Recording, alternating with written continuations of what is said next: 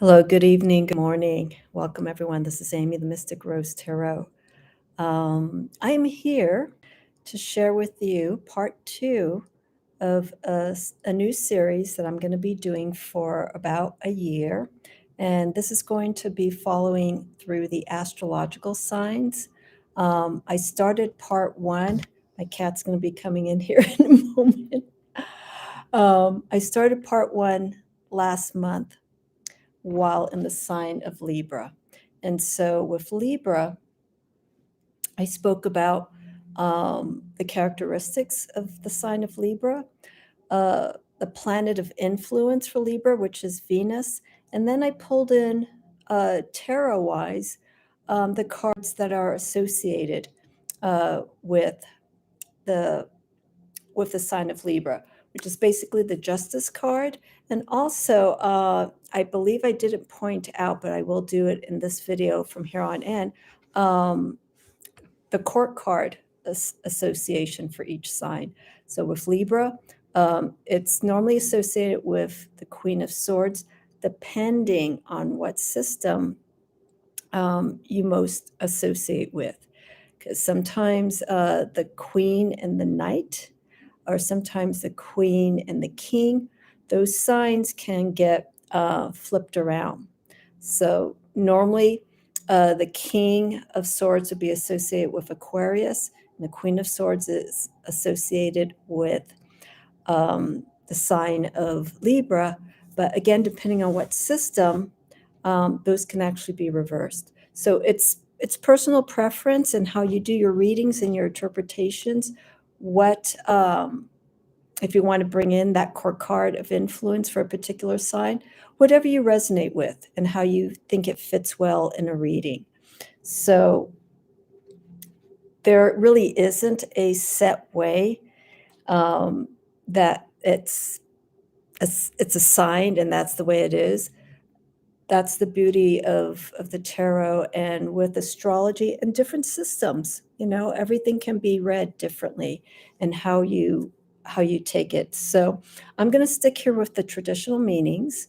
And so for the month of Scorpio, okay, we're going to be focusing on the planetary influence of Scorpio, where its traditional planetary ruler is Mars, but the outer planet influences. The outer planets are Uranus, Neptune, and Pluto. We have 7 traditional planets, but the 3 newer planets, or the outer planets, are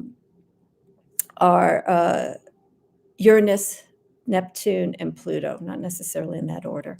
But I will be talking about those energies of Mars and working more on the traditional meaning of that planetary influence of Mars with Scorpio and backing it up with Pluto. So I feel when there is a astrological sign which holds double planetary rulers like Pisces. Pisces is Neptune, and it is also associated with Jupiter for luck. But I like to focus more on the traditional aspect of each of these signs. And then the newer planet, just as a backup, okay? Because I feel the traditional ruling planet holds a lot more emphasis.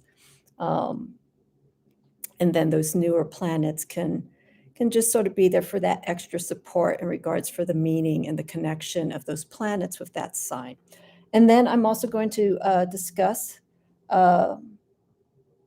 because we have 2 planetary signs associated with Scorpio, we have 2 major arcana cards.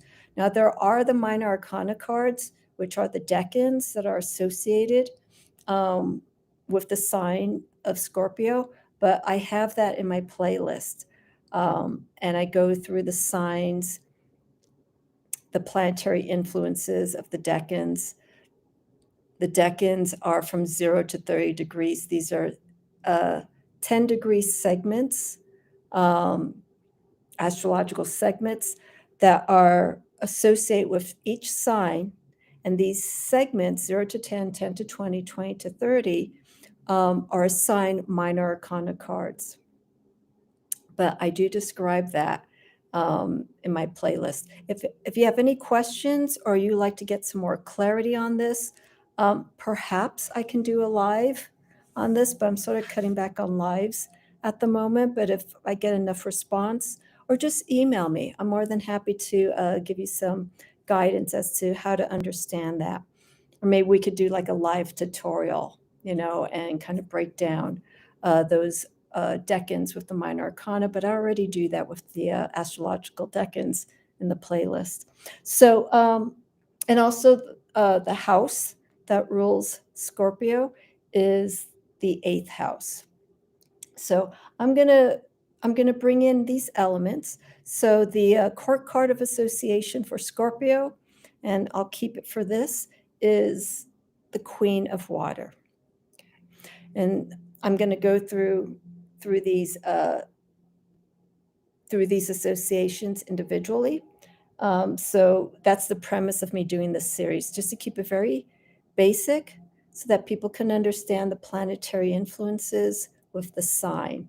The sign is the starting point, but we have the planetary influences that start showing the action, the dynamics of that sign. And then the houses, we start going a little bit more deeper astrologically. And then with the tarot, we start looking for more for guidance in situations. So the tarot takes more of the spiritual approach, while the astrology takes more of the personal characteristics, attributes of each of these signs. Okay, so with Scorpio and the 2 decks or the 3 decks I'm actually going to be showcasing primarily throughout the series is the heavenly bodies. Or it's not heavenly bodies, it is heavenly bodies. Okay, I was confusing it with another deck. Heavenly Bodies by Lily Ashwell. This deck came out earlier this year. And I love the simplicity that she has to showcase the signs and the planets. It's a way that you can use this deck to read intuitively, which I do quite a bit. So for here we have Scorpio. Okay, so when we think of Scorpio, we have the attributes. It's a fixed sign. So fixed is the manner how these signs approach situations, the way that they interact. And so the fixed signs are, I'll go from this season onward, Scorpio, there's only 3 signs, Scorpio, Aquarius, and Taurus. So they rule each of those 3 elements. I'm missing one, fire sign, Leo, 4. So I've been doing a lot of research today, so I'm getting a little bit of my signs mixed up. So our 4 signs, they relate to all the 4 elements. It's Scorpio for water. These are all fixed signs. Aquarius for air, Taurus for earth, and Leo for fire. Okay, so here, going back to Scorpio, we're dealing with the element of water. And so we have Scorpio in the realm of, with the influence of Mars. What's driving them? What is their motivation? Their motivation is not coming in a creative sense like Aries, where it's fiery, or Sagittarius, or any of those fire signs, Leo. Their movement, their driving passion comes more from inside. And so inside being internal, how they feel about things, wanting to get to the core of things. And that's where that Pluto influence comes in with Scorpio. So the camera's just not focusing, and that's totally fine. So we have intensity, releasing. I like what she writes here, exposing, revealing. And these are actions.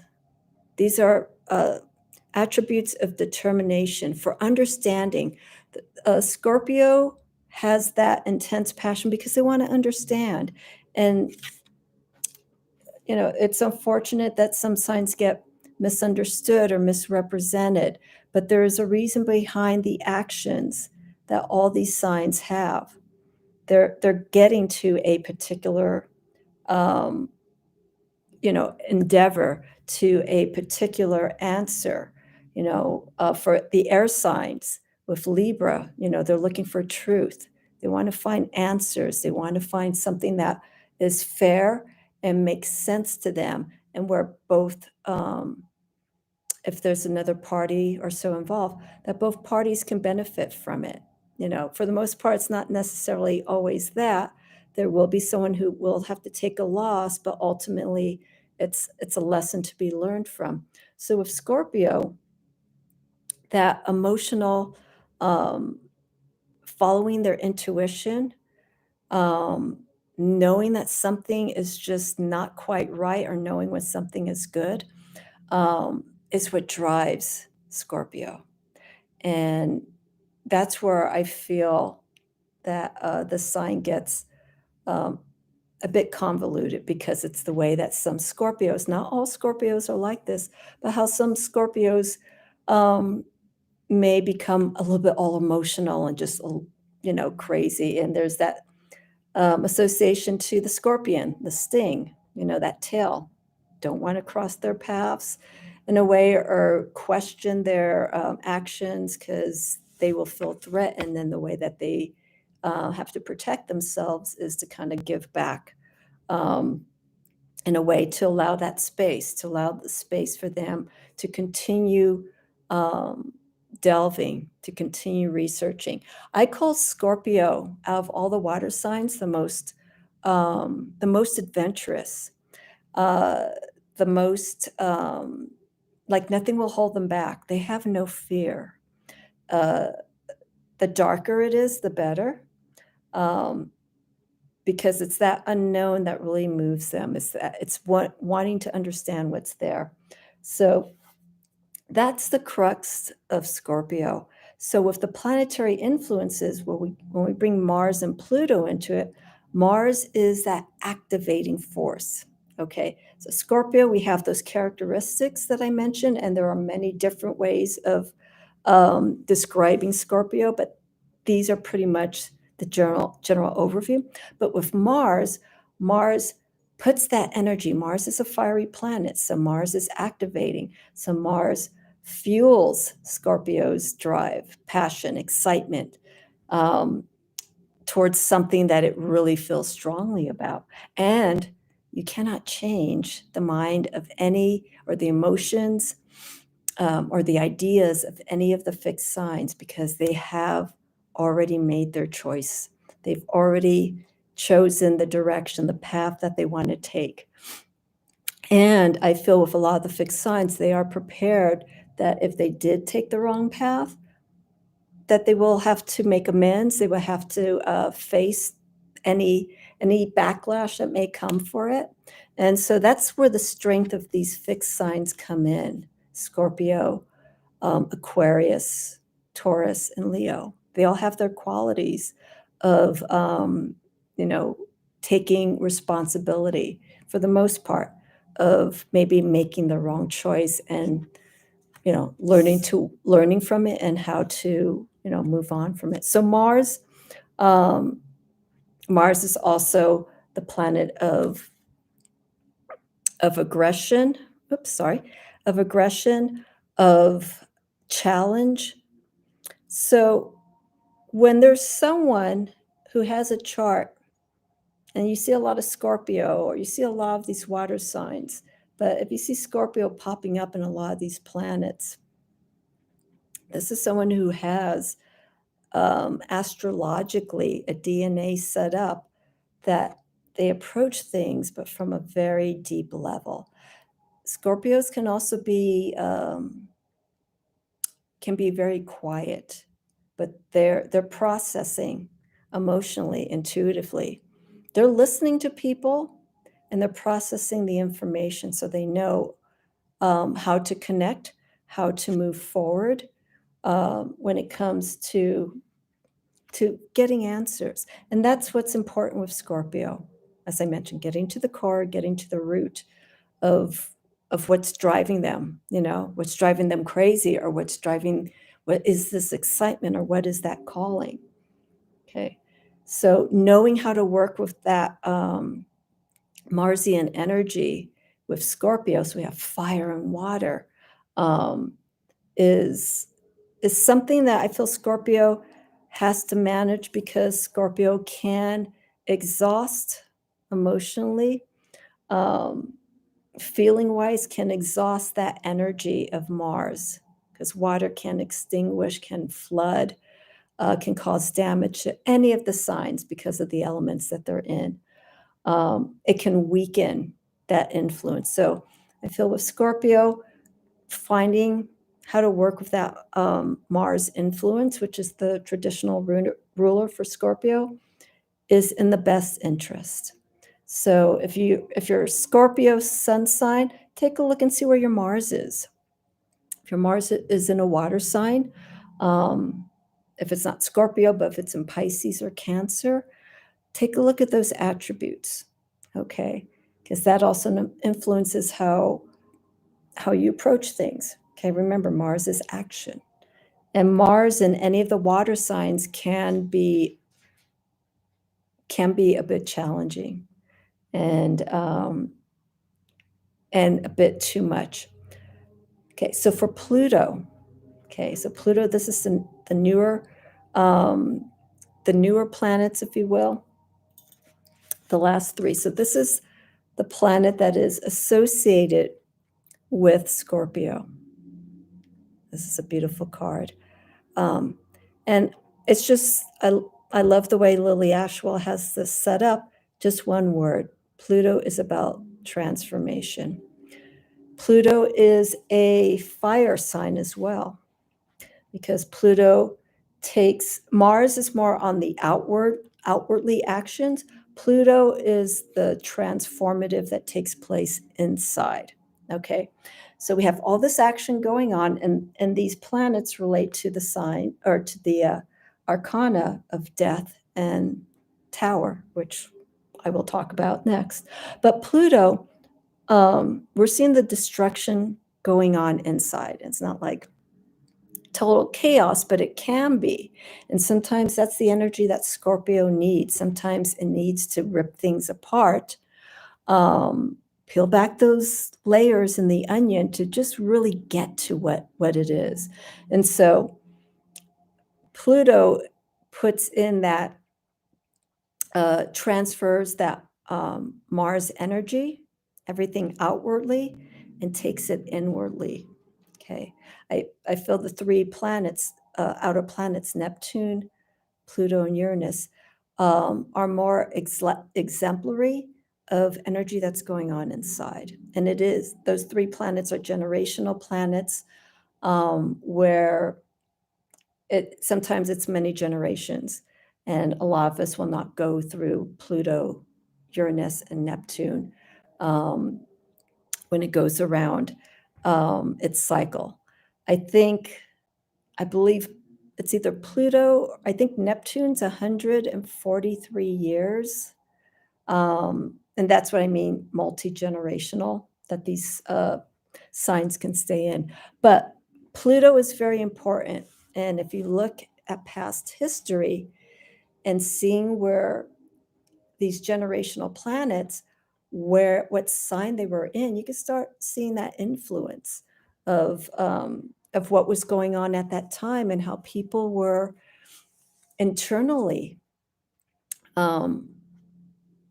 processing, making changes, but within themselves in regards for Pluto. So going back to Scorpio, okay, so all that inward energy that Scorpio feels with that influence of Pluto allows that transformation, allows that revelation, it allows the release, and the freedom that is needed.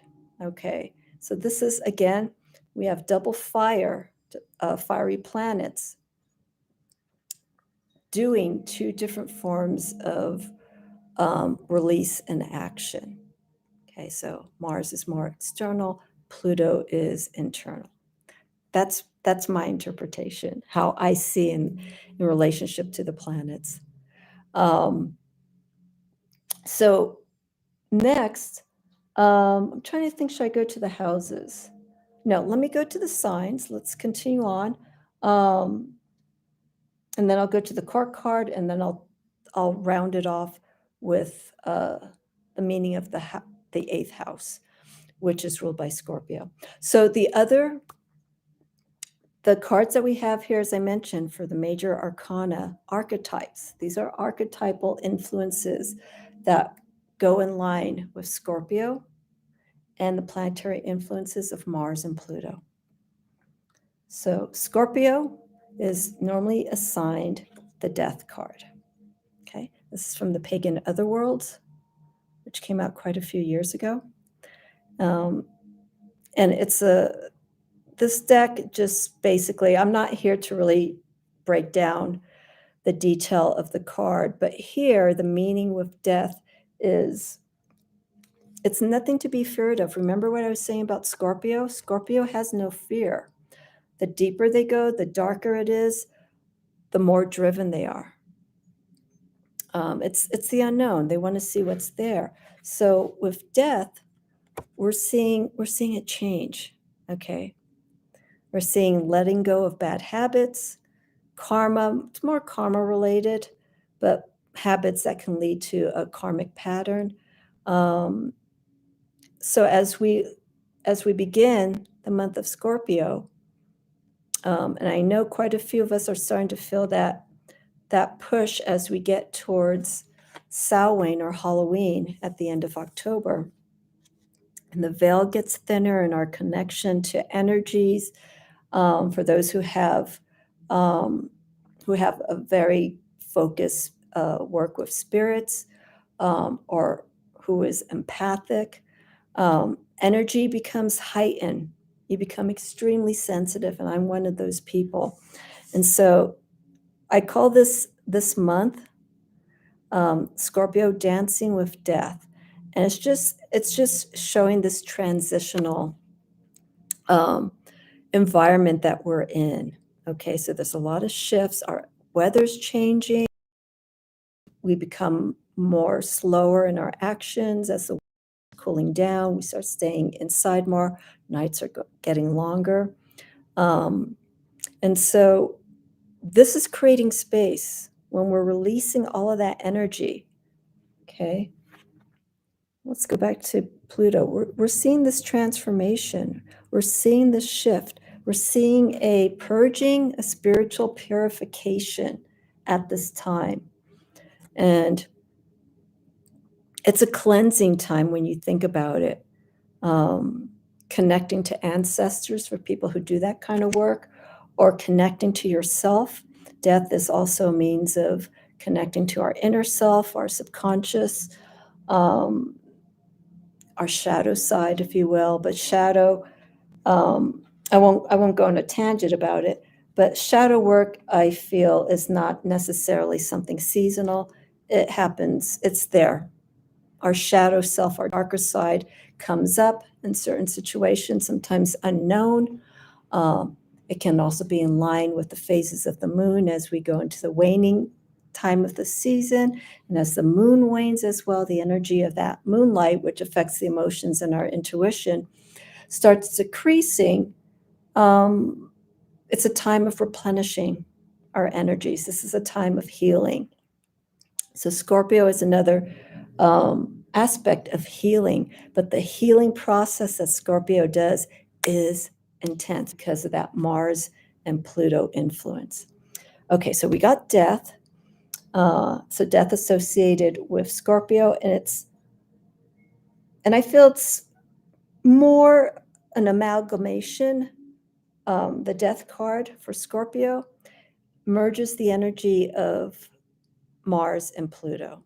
So Mars, we're seeing this energy. We're actually seeing the action of, letting all the bad past, whatever karma, letting it go, releasing those patterns, making space.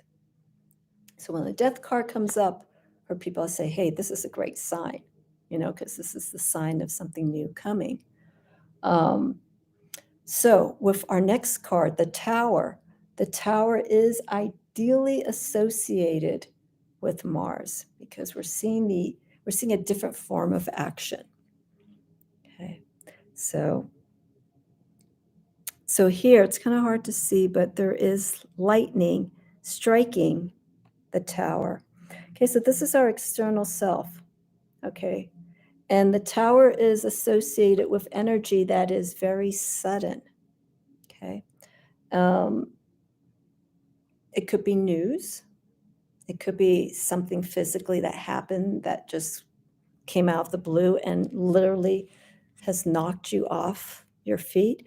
But when this energy happens, okay, this is a form of release, but when it happens unexpectedly and when it happens suddenly, it's because it needs to happen. Okay, so this information, this experience that's happening in the Tower is specifically for you. Okay. This past week, I've witnessed a series of occurrences that were very shuddering for me. And I started thinking, is this an omen? Is this something for me to watch out for? And so we were also in retrograde. So I was taking all of this, with great awareness and understanding, but I was I was not afflicted by the occurrences that I saw. I wasn't physically attacked, but spiritually and emotionally, I was shaken. And so I feel in a situation like that, that's a form of Marsian energy action that's taking place outside, no matter how aggressive it was, which a lot of these occurrences that I witnessed were, was something that I needed to see. It was something that I needed my eyes to experience, for my body to react. And I think there are situations where people need to be, shooken up. They need to be awakened. I live I live in a remote area, so I'm not exposed to everyday violences, you know.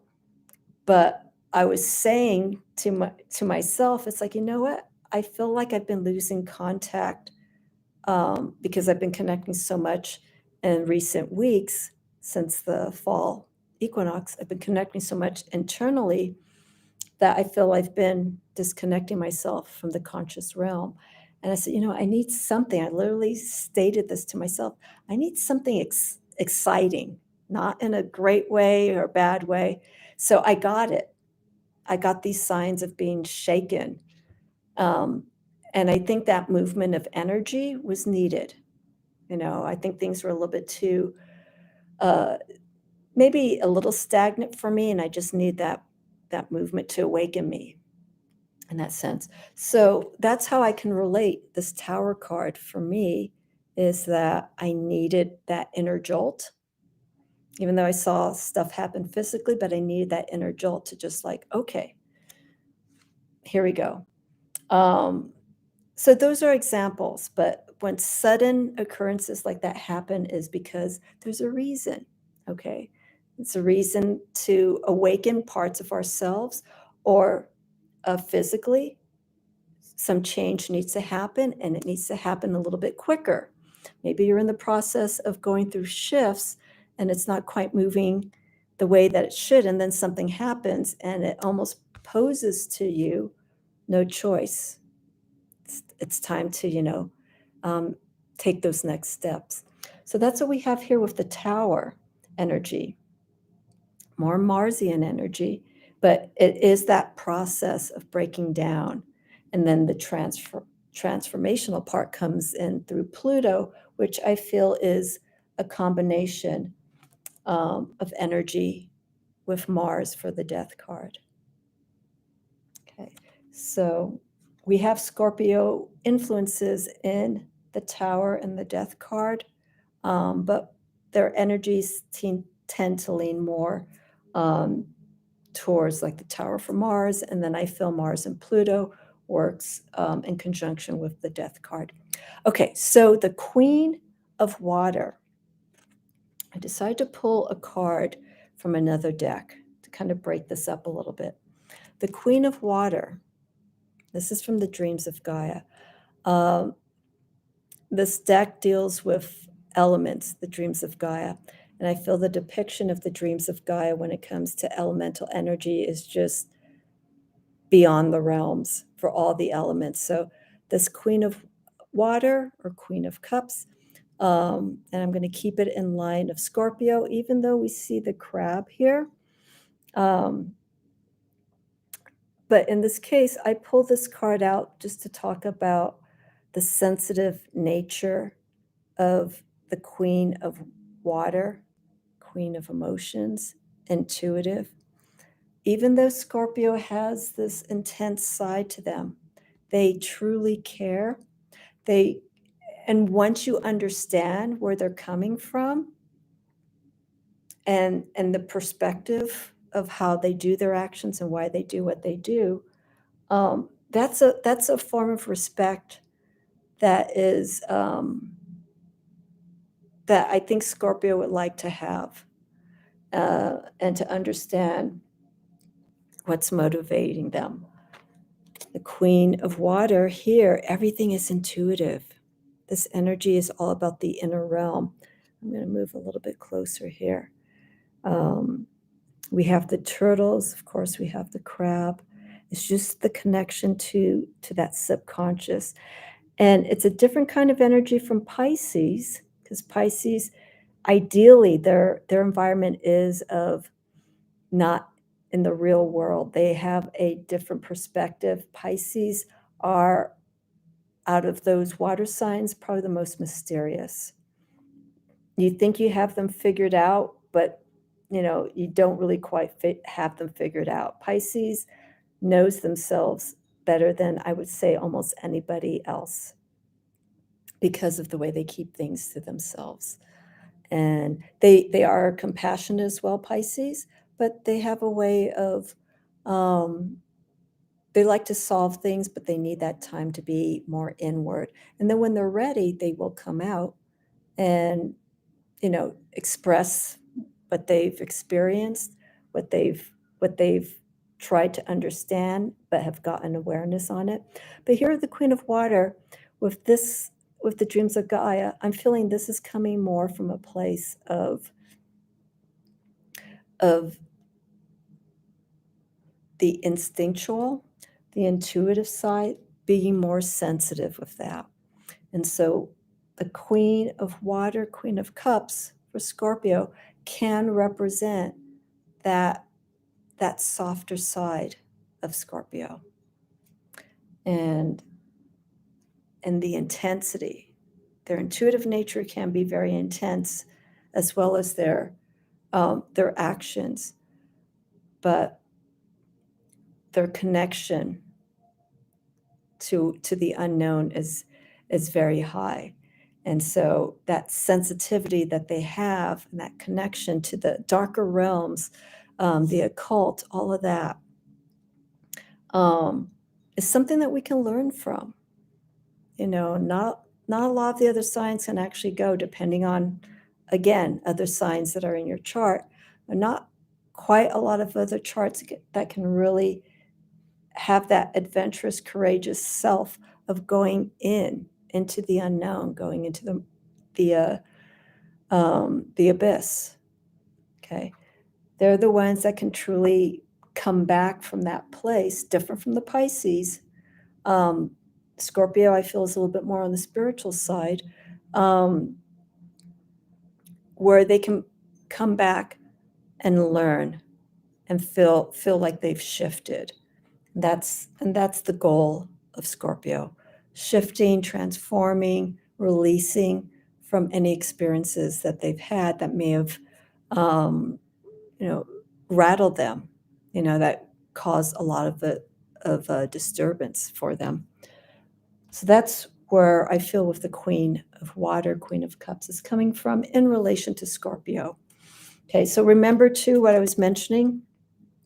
A lot of the decks have different correspondences, but I truly feel with this, the Queen of Water is more in line with Scorpio because the King of Cups that they have in this deck, the attributes and just the way the image is depicted is basically the masculine form of the Queen of Water. And this is in relation to the King of Water. The energy is a little bit masculine, but it still has that sensitivity. And I feel that works more for Cancer. But again, systems are different. Okay, so to wind it up, I mentioned about the houses. Okay, we have 12 houses in relation to the signs. Each house is assigned a astrological planet. And I'm not going to talk about astrological houses. I believe I lightly touched upon it in one of my videos. But the first house is Aries, how people see us. Second house is Taurus. And so you could follow through like that. The third house or the third sign that we have after Taurus is Gemini, so we deal with communication. Fourth house is Cancer, home, so on and so forth. So when we get to the eighth house, it is ruled by the sign of Scorpio. And it has the same attributes, but this house is, because it is ruled by that particular sign, this house holds, it houses, it resides how people work through their transformation, through their karma, through their fears, things that they may have inherited, how they handle that. Okay, so it doesn't necessarily mean, I'm going to show you the card here, it doesn't necessarily mean that if your eighth house is it in Scorpio, that you're not going to gain any aspect of it. So for instance, if your eighth house is in the sign of Capricorn, okay, Capricorn is ruled by Saturn.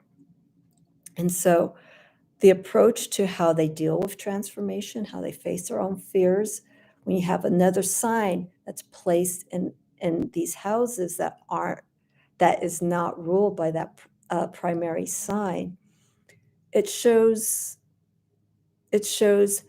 potential struggles that you can have with that sign if it's placed in a house that is not ruled by that particular sign. So it could be challenges or it could be benefits also too. It's based on the position, like how much of a degree in the minutes, even down to the seconds, that planet is in that house.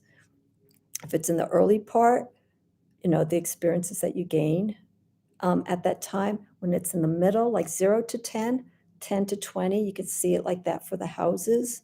And then 20 to 30, when you break that particular sign that's placed in that house, you can see how much of an influence that house can have on that sign. So if Capricorn, if it's in 0 to 10 degrees, I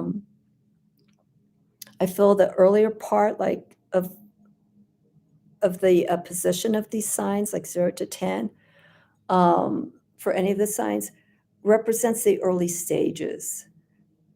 And the 10 to 20, I feel, is the full experience of that sign when it's placed in that house, or the same with the decans.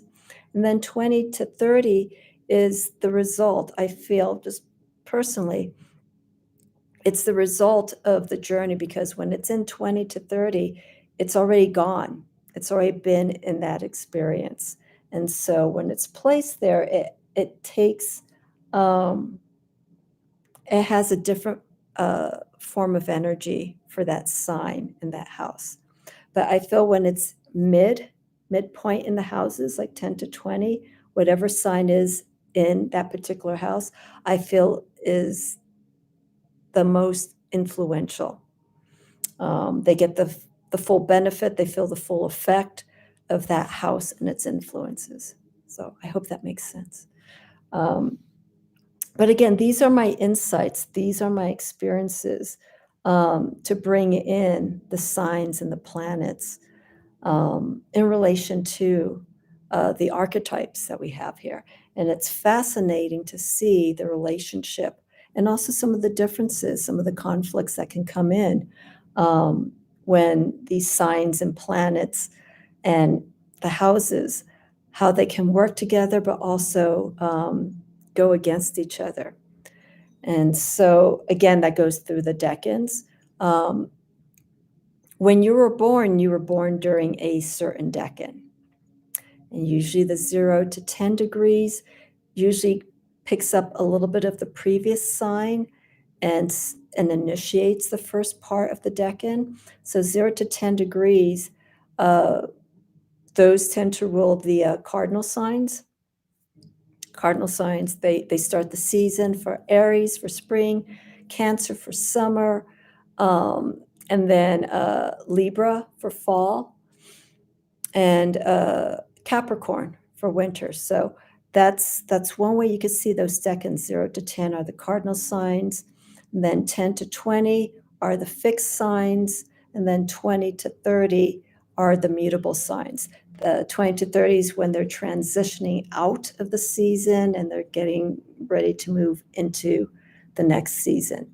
While 0 to 10, we are starting that season, but picking up a little bit from the previous season.